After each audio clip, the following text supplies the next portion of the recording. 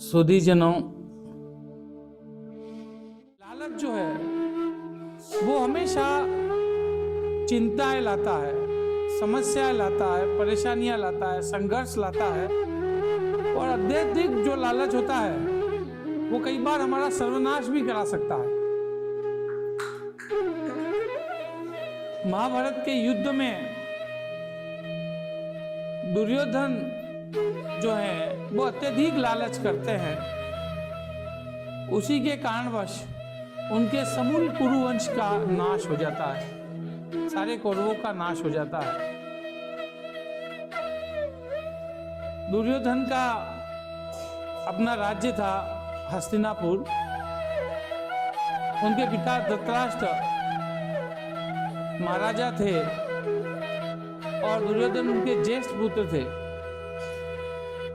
बढ़िया राज चल रहा था, लेकिन दुर्योधन को जो है वो लालच उपजता है। उस लालचवश होकर के ही वो युधिष्ठिर और पांडवों को द्यूत क्रीड़ा के लिए, जुआ खेलने के लिए आमंत्रित करते हैं। जुए में अपने मामा शकुनी के सहयोग से, कपट से वो द्यूत क्रीड़ा जीत जाते हैं और युधिष्ठिर एवं पांडवों की सारी संपत्ति, सारा राज्य वो ले लेते हैं। उनका लालच वहां भी नहीं रुकता है। वह युधिष्ठिर को उकसा करके उनकी पत्नी द्रौपदी को भी दांव पे लगवा देते हैं और उसे भी जीत लेते हैं। युद्ध क्रीड़ा हारने के बाद पांडवों को 12 साल का वनवास और 1 साल का अज्ञातवास मिलता है। पांडव वनवास भुगतते हैं, 1 साल का अज्ञातवास भुगतते हैं और जब वो वापस आते हैं तब भी दुर्योधन का जो लालच था वो बढ़ा हुआ ही था, तो वो उन्हें अपना राज्य वापस लौटाने से मना कर देता है। ऐसे में भगवान श्री कृष्ण दूत बन करके हस्तिनापुर आते हैं और पांडवों की तरफ से वह ये कहते हैं कि महाराजा धृतराष्ट्र है दुर्योधन, तुम 5 गांव पांडवों को दे दो, उसी से समझौता हो जाएगा, उसी से शांति हो जाएगी। लेकिन दुर्योधन का लालच जो था वो बहुत ऊपर तक था, तो दुर्योधन जो है वो 5 गांव देने से भी मना कर देता है और कहता है कि एक सुई के नोक के बराबर भी जमीन पांडवों को नहीं मिलेगी। उसी दौरान वह भगवान श्री कृष्ण का भी अपमान करता है, उन्हें गिरफ्तार करने का आदेश दे देता है। उस समय भगवान श्री कृष्ण अपना दिव्य रूप प्रकट राज्यसभा में करते हैं।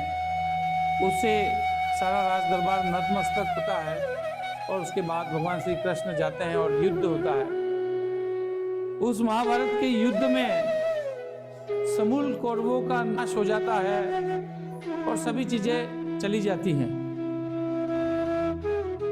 तो आप सोचिए, जिस दुर्योधन के पास हस्तिनापुर का राज्य था, उसने लालच किया, पांडवों का राज भी लेना चाहा और यहाँ तक लालच किया कि वो एक सुई के नोक के बराबर भी जमीन देने को तैयार नहीं था।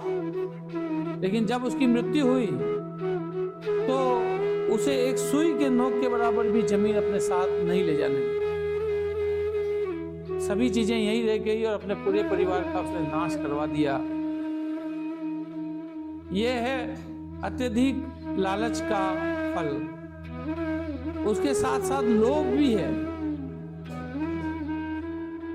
पिता धृतराष्ट्र अपने पुत्र के मोह में लोभवश अपने पुत्र दुर्योधन को रोक नहीं पाते हैं, इस युद्ध से को रोक नहीं पाते हैं और उसी लोभ ने उनके सारे पुत्रों का नाश किया।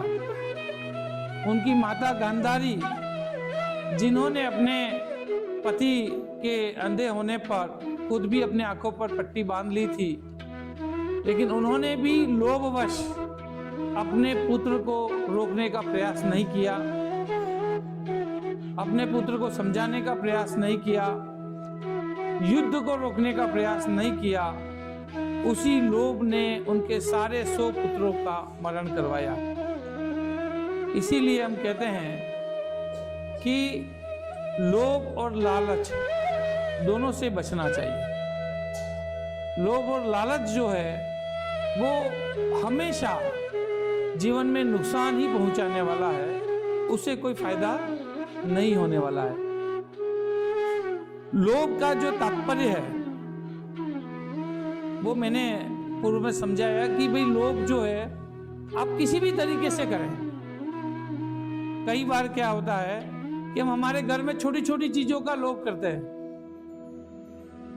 कबाड़ बन गई कोई चीज, उसको लोभवश हम फेंकते नहीं है, उसको घर से निकालते नहीं है, उसी लोभवश हम उसको संभाल करके रखे हुए हमारे घर को कबाड़ बना देते हैं। लोभवश ही हमारी संतान को, हमारे परिवार को छोटी छोटी बातों पे हम ध्यान नहीं देते हैं। वही चीजें बाद में विकराल रूप लेती हैं। वही लालच जो है, वो लालच का जो गड्ढा है वो कभी जीवन में भरता नहीं है।